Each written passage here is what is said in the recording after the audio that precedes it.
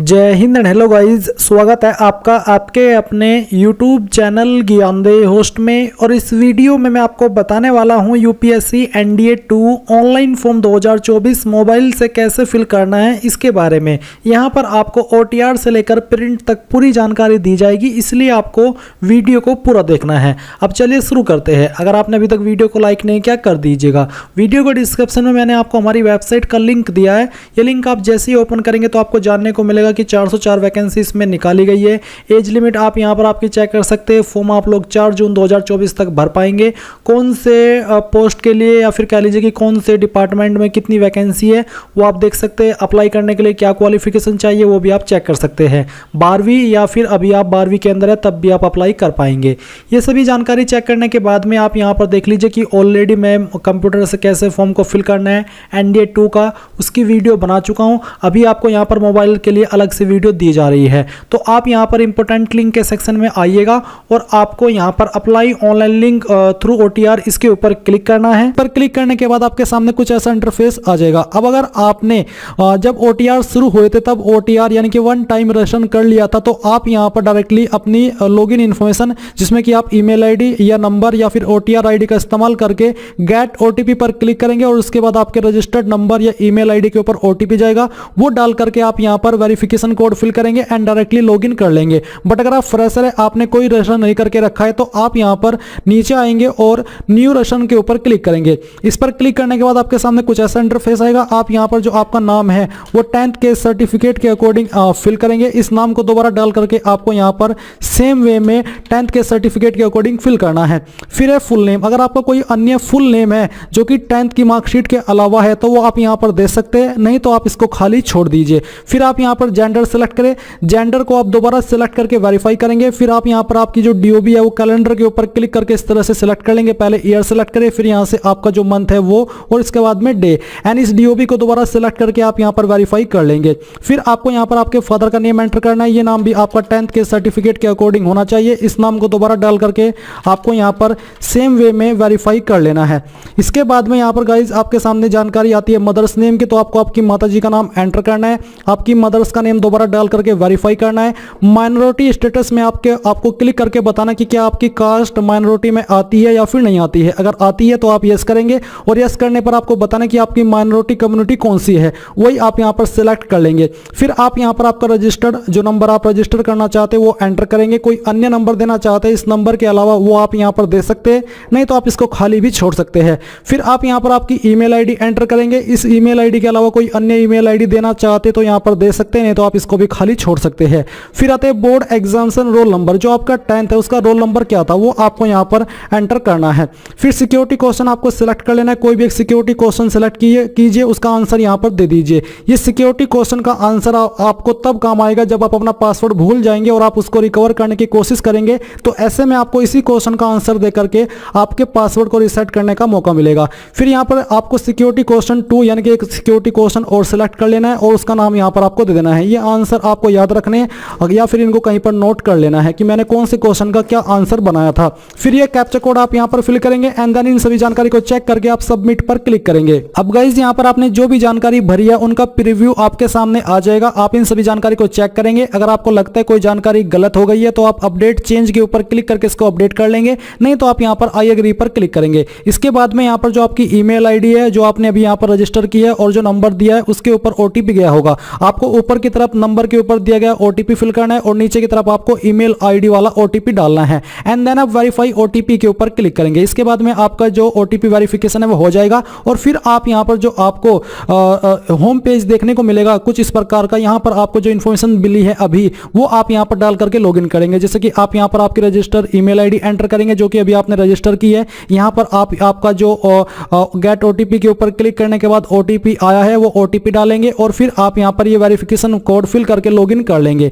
Login करने के बाद में आपके सामने आपकी जानकारी को चेक करने का एक मौका और मिलेगा और आपको एक पासवर्ड क्रिएट करने का मौका मिलेगा। तो आप यहां पर अगला इंटरफेस का इस्तेमाल करके आपका पासवर्ड बना लीजिएगा और पासवर्ड बनाने के बाद में जो आगे का प्रोसेस है वो भी आप यहां से जान लीजिए। अब गाइज आपके सामने यहां पर कुछ इस तरह से इंस्ट्रक्शंस आ जाएंगे। अब आपको करना क्या है, आप यहां पर जो ये जो बेल आइकन देख पा रहे हैं इसमें आपको बीच वाले के ऊपर क्लिक करना है। गाइज यहां पर आगे की जानकारी देने से पहले मैं आपको बताना चाहूंगा कि जो जो मैं आपको आगे इस फॉर्म को भरने का प्रोसेस बता रहा हूँ वो मैं आपको अपनी प्रीवियस वीडियो जो कि मैंने एनडीए फर्स्ट 2024 का जब फॉर्म आया था तब बनाई थी। और ये मैं इसलिए बता रहा हूँ क्योंकि गाइज यूपीएससी की इस वेबसाइट के ऊपर लाइफ टाइम में एक ही बार रजिस्ट्रेशन होता है और मैंने अपने घर वालों के सभी नंबर का इस्तेमाल करके ये फॉर्म भर दिए हैं और सभी नंबर की जो एज लिमिट है वो एक्सपायर हो चुकी है। यानी कि अभी ना तो मेरे पास कोई नया नंबर है जिससे कि मैं नया रजिस्ट्रेशन कर सकूं और ना ही मैं यहाँ पर आगे इसमें बहुत सारे रजिस्ट्रेशन करके वीडियो बना सकता हूँ। इसलिए मैं आपको यहाँ पर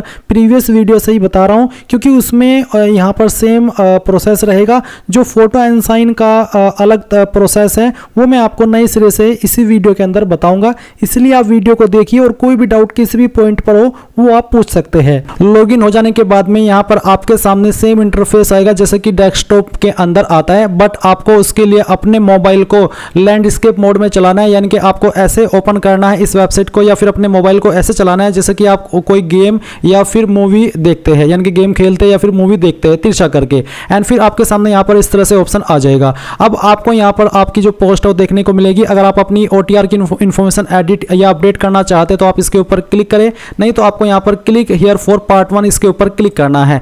इस पर क्लिक करने के बाद आपके सामने इंस्ट्रक्शंस आएंगे, आप इन सभी को चेक करेंगे एंड चेक करने के बाद में यहाँ पर गाइज आपको यस के ऊपर क्लिक करना है। यस के ऊपर क्लिक करने के बाद में आपके सामने ऊपर की तरफ आपकी OTR की इन्फॉर्मेशन आएगी जो कि आपको चेक करनी है एंड नीचे आप यहाँ पर एग्जामिनेशन एप्लीकेशन डिटेल देखेंगे जहाँ पर आपको नेशनलिटी में इंडियन सेलेक्ट कर लेना है एंड देन गाइज यहाँ पर आपको मैरिटल स्टेटस अनमैरिड ही रहने देना है क्योंकि बेसिकली इसमें अनमैरिड कैंडिडेट ही अप्लाई कर पाएंगे। कास्ट कम्युनिटी आपकी कौन सी है तो जो भी है वो आप यहाँ पर सेलेक्ट कर लेंगे, जनरल, OBC, SC ST।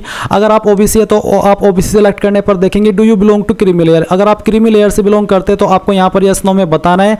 अगर यस तो फिर आपके सामने कोई अतिरिक्त ऑप्शन नहीं आएगा, अगर नो तो आपको यहाँ पर एक अतिरिक्त ऑप्शन देखने को मिलेगा जहाँ पर आपको कम्युनिटी सर्टिफिकेट नंबर और कम्युनिटी सर्टिफिकेट इश्यूइंग अथॉरिटी बतानी है। अगर आपको ये डाउट है कि हमें कैसे पता चलेगा कि हम क्रीमी लेयर में आते हैं या फिर नहीं आते हैं, तो मैं आपको बता दूं कि आपको आपका कास्ट सर्टिफिकेट रीड करना है। उसमें आपको दिया गया कि आप क्रीमी लेयर में आते हैं या फिर नहीं आते हैं, उसके अकॉर्डिंग आप यहाँ पर यस नो करेंगे।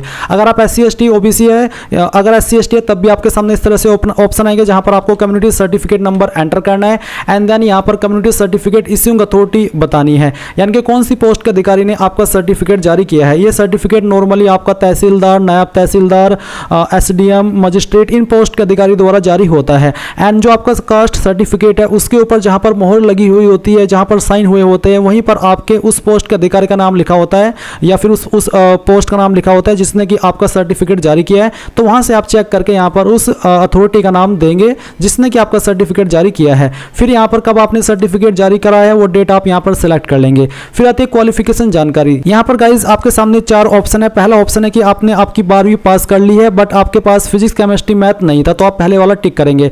दूसरा है कि आपने आपकी 12वीं पास कर ली है और आपके पास फिजिक्स, केमिस्ट्री और मैथ था, तो आप सेकंड वाला टिक करेंगे। तीसरा है कि अभी आप अपनी जो 12वीं है वो कर रहे हैं बट आपके पास फिजिक्स, केमिस्ट्री, मैथ नहीं है, तो आप तीसरा टिक करेंगे।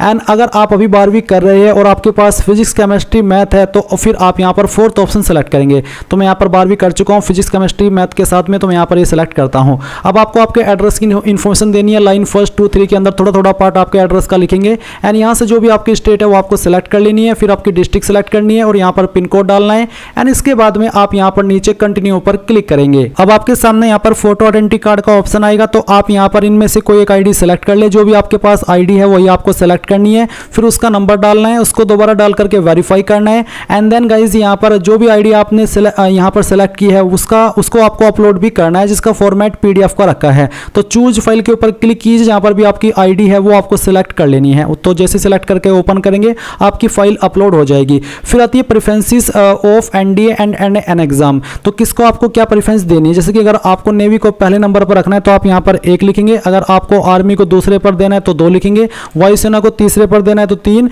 एंड अगर आपको किसी एक कोई प्रेफरेंस देनी है तो आप बाकी में 0 लिख देंगे। फिर एक सवाल आता है कि क्या आप कभी वायुसेना की परीक्षा CPS कंप्यूटरीकृत पायलट चयन प्रणाली PABT pilot aptitude battery test में असफल रहे हैं। अगर आप रहे हैं तो आप यस करेंगे, नहीं तो आपको यहाँ पर नो करना है। फिर सवाल आता है कि क्या आप वायुसेना के GDO ग्राउंड ड्यूटी ऑफिसर के लिए विचार किया जाना पसंद करेंगे, यानी कि क्या आप इसको भी प्रेफरेंस देना चाहेंगे। अगर हाँ तो यस, नहीं तो आपको नो करना है। ये आपकी चॉइस है, चाहे आप इसमें यस करें चाहे नो करें, ये फुल्ली आपको ऊपर ही है कि आपको इसमें यस करना है या फिर नो करना है। फिर आता है क्या आप सैनिक मिलिट्री स्कूल के विद्यार्थी है। अगर हाँ तो यस, नहीं तो आप नो करेंगे।